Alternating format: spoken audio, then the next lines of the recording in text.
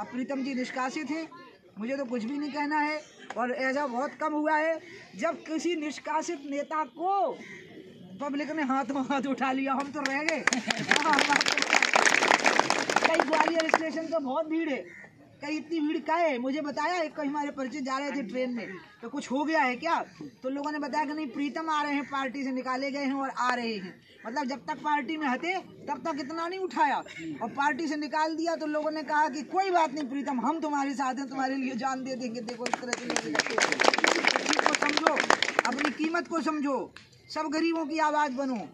सारे देश में अभावग्रस्त लोग रह रहे हैं, सवर्णों में भी अभावग्रस्त लोग रह रहे हैं, उनकी भी आवाज़ बनो। तुम उनकी आवाज़ थे पिछोर में, सभी की, ब्राह्मणों की भी तुम आवाज़ थे, वो भी शोषण का सामंती, शोषण का और जुल्म का शिकार थे वो लोग, और प्रीतम उनके साथ भी खड़े हुए थे। ये भेद तुम्हारी गलती से हो गया, ये मतभेद जो हो गया ये तुम्हारी अपनी एक असंयत भाषा से हो गया।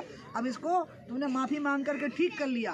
माफ़ी नहीं देना ही अब अपराध है, क्योंकि माफ़ी मांग के अपना धर्म इसने पूरा कर लिया। हाथ जोड़ के माफ़ी मांगी, पाँव पकड़ के माफ़ी मांगी। अब अगर माफ़ी नहीं दी गई तो ये बड़ी भारी भूल है कि अगर इसके बाद भी माफ़ नहीं करोगे तो आप चाहते हो कि लोग गलतियां करते ही रहें। हाँ, अगर लोग अपनी गलतियों का प्रायश्चित करते हैं तो उनको पूर्ण संरक्षण प्राप्त होना चाहिए। और इसलिए मैं प्रीतम को पूरी तरह से आशीर्वाद देने आई हूँ, गरीबों की, शोषितों की हमेशा आवाज़ बने रहना, हमेशा उनके साथ खड़े रहना।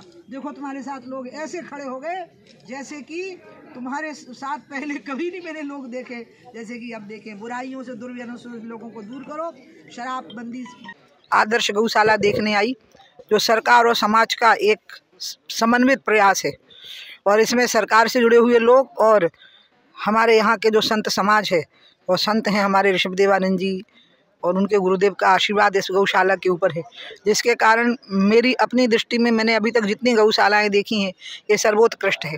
यहाँ 6000 गायें, और गौरी मौसी जो आप लोग दिखा चुके हैं वैसी गायें यहाँ पर हैं, और रानी घाटी में भी बहुत बड़ी संख्या में गायें हैं। यही इसी आदर्श उदाहरण को आगे प्रस्तुत करेंगे तो गौशालाएं गाय को बचाने में समर्थ हो सकेंगी, जिसमें सरकार और समाज का एकीकृत प्रयास होगा।